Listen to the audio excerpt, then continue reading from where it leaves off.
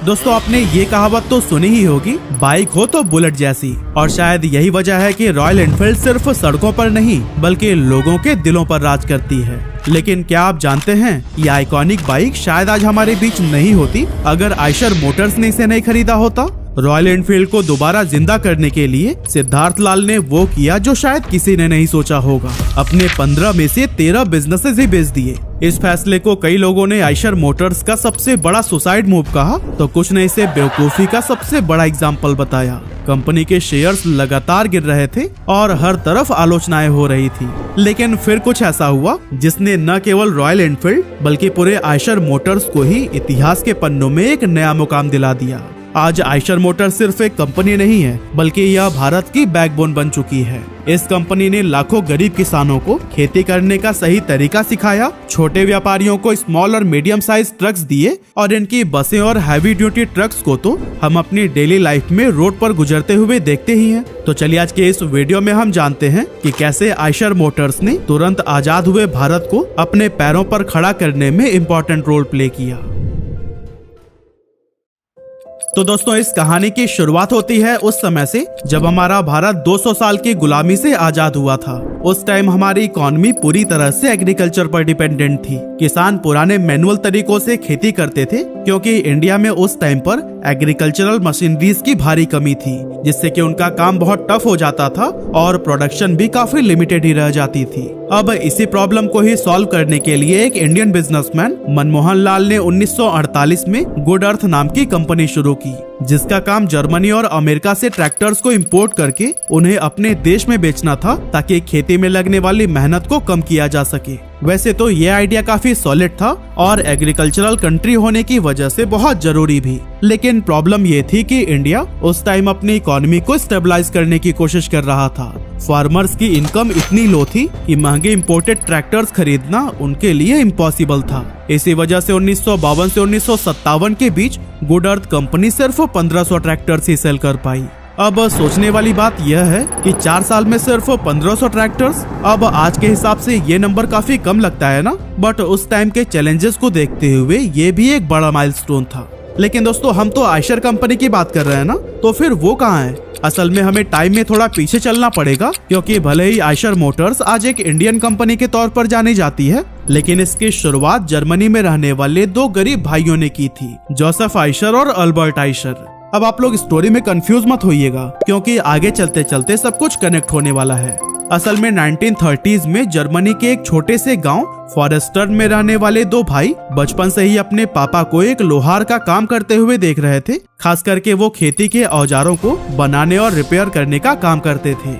अब जोसेफ और अल्बर्ट का जो गांव था ना, वहाँ की मिट्टी काफी उपजाऊ थी, इसी वजह से वहाँ के ज्यादातर लोग एग्रीकल्चर पर ही डिपेंडेंट थे। लेकिन जो प्रॉब्लम इंडिया आजादी के बाद फेस कर रहा था, वही सेम प्रॉब्लम जर्मनी में लोग 20 साल पहले ही फेस कर रहे थे।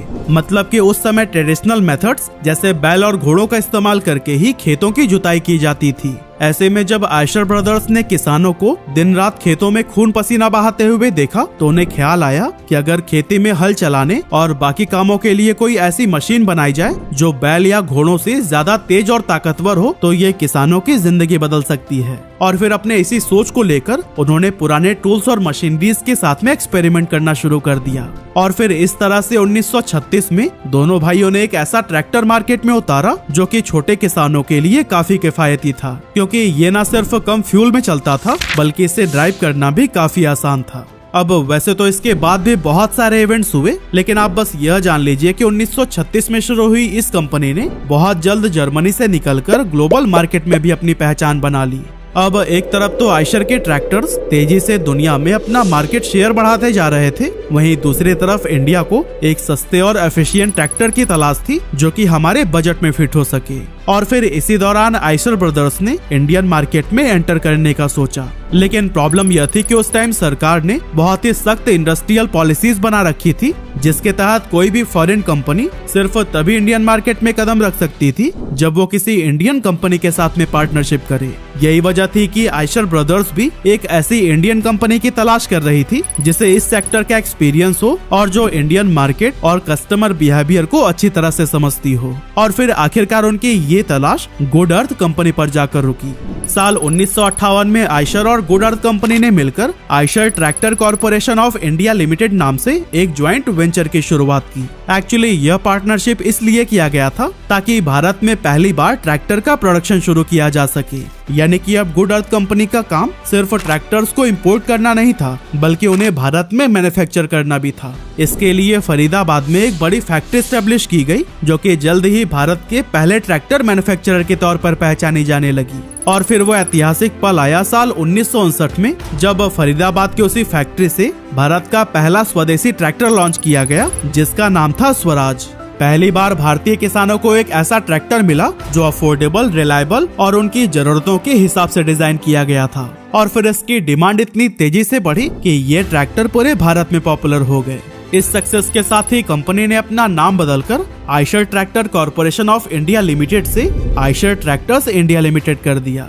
लेकिन दोस्तों 1960s के एंड तक इंडियन ट्रैक्टर मार्केट में कंपटीशन ने जोर पकड़ लिया। महिंद्रा और स्कॉट जैसी बड़ी कंपनियों की एंट्री ने आयशर के लिए चुनौतियां खड़ा कर दी। सेल्स में लगातार गिरावट आने लगी और कंपनी के लिए सर्वाइवल तक मुश्किल हो गया। लेकिन यहीं पर मनमोहन लाल ने एक गेम चेंजिंग फैसला लिया। उन्होंने समझा कि सिर्फ प्रोडक्ट बेचना ही काफी नहीं होगा। अगर आयशर को मार्केट में अपनी पकड़ बनाए रखनी है तो उन्हें अपनी कोर ऑडियंस यानी कि किसानों के साथ में एक पर्सनल कनेक्शन भी बनाना होगा। लेकिन ये कनेक्शन बनेगा कैसे? तो फिर इसके लिए उन्होंने अपने सर्विस नेटवर्क्स को बढ़ाना शुरू कर दिया। साथ ही उन्होंने किसानों को ट्रेनिंग देना स्टार्ट किया कि कैसे वो खुद अपने खराब ट्रैक्टर्स की मरम्मत और देखभाल कर सकते हैं। यही पर्सनल कनेक्शन ही आयशर के लिए गेम चेंजर साबित हुआ। और फिर इसी स्ट्रैटेजी ने ही आयशर को कंपटीशन में मजबूती से खड़ा रखा और इंडियन ट्रैक्टर इंडस्ट्री में अपनी अलग पहचान बनाने में मदद की। इसके बाद आया साल 1966, जब मनमोहन लाल के बेटे विक्रम लाल ने कंपनी के ऑपरेशंस को संभाला।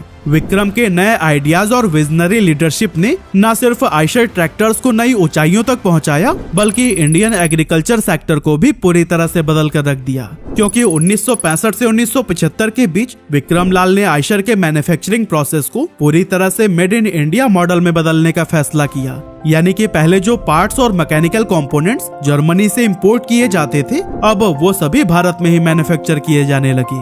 इससे प्रोडक्शन कॉस्ट काफी कम हो गई और पहले जहां ट्रैक्टर्स महंगे हुआ करते थे, अब वो सस्ते दामों पर मिलने लगे थे, जिसके चलते अब छोटे किसान भी इन्हें आसानी से खरीद सकते थे। इस बदलाव का फायदा ये हुआ कि खेती में मैकेनाइजेशन यानी मशीनीकरण का दौर शुरू होने लगा। किसानों की प्रोडक्टिविटी बढ़ गई, जिससे इंडियन एग्रीकल्चर सेक्टर में बहुत बड़ा बदलाव देखने को मिला। इसके बाद आया 1980s का टाइम, जब आयशर ट्रैक्टर्स ने वो कर दिखाया जो उस समय की भारत की बड़ी बड़ी कंपनीज के लिए सोचना भी मुश्किल था। असल में आयशर ट्रैक्टर्स ने अपनी ही पेरेंट कंपनी आयशर ट्रैक्टरों का टेक ओवर कर लिया। मतलब कि जिस कंपनी को दो जर्मन भाइयों ने शुरू की थी, वो अब इंडिया का हो चुका था। लेकिन ये सब हुआ कैसे, इसके पीछे भी बड़ी इंटरेस्टिंग स्टोरी है। असल में उस समय आयशर ट्रैक्टर्स इंडिया का एनुअल टर्नओवर लगभग 80 करोड़ रुपए था और ये इंडिया का एक जाना माना ब्रांड बन चुका था। लेकिन दूसरी तरफ इसकी पेरेंट कंपनी आयशर ट्रैक्टरों इकोनॉमिक स्लोडाउन से जूझ रही थी और कंपनी सीरियस फाइनेंशियल प्रॉब्लम्स का सामना कर रही थी।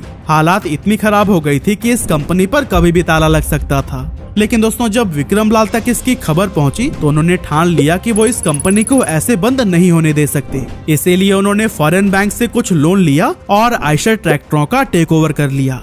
अब वैसे तो आयशर का ट्रैक्टर बिजनेस काफी सही चल रहा था और धीरे धीरे इसके मार्केट शेयर में इजाफा ही हो रहा था। लेकिन विक्रम लाल ने महसूस किया कि अगर उन्हें इस बिजनेस वर्ल्ड में कुछ बड़ा करना है तो सिर्फ ट्रैक्टर पर डिपेंडेंट रहना काफी नहीं होगा, बल्कि उन्हें मार्केट में और भी अपॉर्चुनिटीज की तलाश करनी होगी। इसीलिए उन्होंने ट्रक्स और बसेस का भी प्रोडक्शन शुरू करने का फैसला लिया। हालांकि उनका ये डिसीजन बहुत ही जोखिम भरा था, क्योंकि इस सेक्टर में पहले से ही कई बड़े प्लेयर्स जैसे टाटा और अशोक लेलैंड मौजूद थे, जिनसे कंपनी को भारी टक्कर मिलने वाली थी।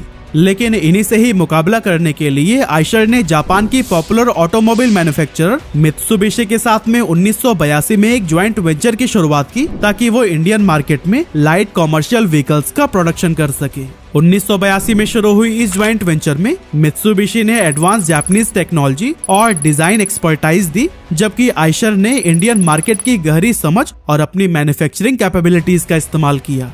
उस समय के स्मॉल और मीडियम साइज बिजनेसेस में फ्यूल एफिशिएंट और अफोर्डेबल ट्रक्स की डिमांड तेजी से बढ़ रही थी और फिर इन्हीं को ही टारगेट करते हुए कंपनी ने अपना पहला एलसीवी लॉन्च किया, जिसका नाम था आयशर मित्सुबिशी कैंटर। ये light commercial vehicles medium size businesses के लिए एक परफेक्ट सोल्यूशन साबित हुआ। लेकिन जैसा कि हमने आपको बताया कि इस सेक्टर में पहले से ही स्ट्रॉन्ग कंपटीशन था, जिसे टैकल करने के लिए आयशर को बहुत सारे फंड्स की जरूरत थी। इसलिए 1987 में आयशर ट्रैक्टर्स ने इंडियन स्टॉक मार्केट में अपना आईपीओ लॉन्च कर दिया और फिर स्टॉक मार्केट से जुटाए गए फंड से कंपनी ने इंडियन मार्केट के अकॉर्डिंग अपने ट्रक और बसेस में कई तरह के इनोवेशंस करने शुरू कर दिए और इसका असर ये हुआ कि धीरे धीरे इनके लाइट कॉमर्शियल व्हीकल्स ने मार्केट में अपनी जगह बनानी शुरू कर दी, लेकिन सिर्फ कुछ ही सालों तक, क्योंकि 1991 में लिबरलाइजेशन के आने के बाद कंपनी के लिए चैलेंजेस बहुत ही ज्यादा बढ़ने लगे। एक्चुअली इस रिफॉर्म के बाद से इंडियन मार्केट फॉरेन कंपनीज के लिए पूरी तरह से ओपन हो गई और उन पर लगने वाले रेस्ट्रिक्शंस को भी हटा दिया गया था। इस वजह से बड़ी संख्या में फॉरेन कंपनीज इंडियन मार्केट में एंटर करने लगी और आयशर को टफ कंपटीशन का सामना करना पड़ा।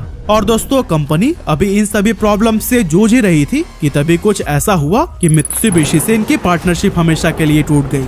असल में दोनों कंपनियों के बीच में इंटरनल डिस्प्यूट हो गए थे। आयशर का मानना था कि वह इंडियन कस्टमर्स की जरूरतों को बेहतर तरीके से समझता है, इसीलिए उसे लोकल मार्केट के हिसाब से प्रोडक्ट्स को डिजाइन करने की फ्रीडम दी जानी चाहिए। लेकिन दूसरी तरफ मित्सुबिशी अपने टेक्नोलॉजी और डिजाइन पर पूरा कंट्रोल बनाए रखना चाहती थी। यह टकराव धीरे धीरे इतना बढ़ गया कि 1994 में दोनों कंपनियों ने म्यूचुअल अंडरस्टैंडिंग के साथ अपनी पार्टनरशिप को खत्म कर दिया। इस अलगाव से आयशर को एक बड़ा झटका तो लगा ही था, लेकिन अच्छी बात यह हुई थी कि इस कोलैबोरेशन की वजह से आयशर एडवांस जापानीज टेक्नोलॉजी को बहुत गहराई से समझ चुका था। ऐसे में पार्टनरशिप टूटने के बाद भी आयशर एलसीवी सेगमेंट में पूरी तरह से इंडिपेंडेंट होकर काम करने लगा। लेकिन इसी टाइम पीरियड में ही कंपनी ने एक ऐसा स्टेप लिया जो कि इसकी जर्नी में सबसे बड़ा गेम चेंजर साबित हुआ, और वो था रॉयल एनफील्ड का एक्विजिशन। पहले तो आयशर मोटर्स ने इनफील्ड इंडिया के 26% स्टेक खरीदे, लेकिन फिर 1993 में उन्होंने अपनी इक्विटी बढ़ाकर 60% कर दी। इसके बाद से इनफील्ड इंडिया का नाम बदलकर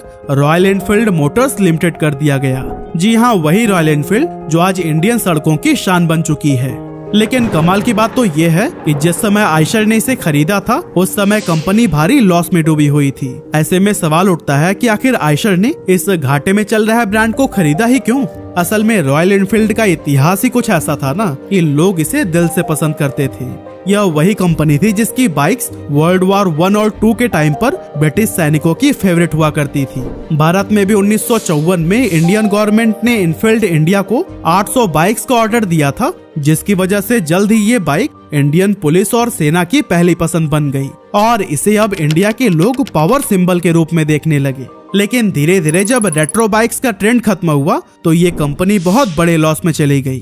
पर दोस्तों, तब भी आयशर मोटर्स को लग रहा था कि वह इस ब्रांड को दोबारा प्रॉफिटेबल बना सकते हैं, इसीलिए उन्होंने इस डील को फाइनल कर लिया। लेकिन दोस्तों, काफी कोशिशों के बाद भी वो इस कंपनी को प्रॉफिटेबल नहीं बना सके और ये आयशर मोटर्स के लिए गले की हड्डी बन गई।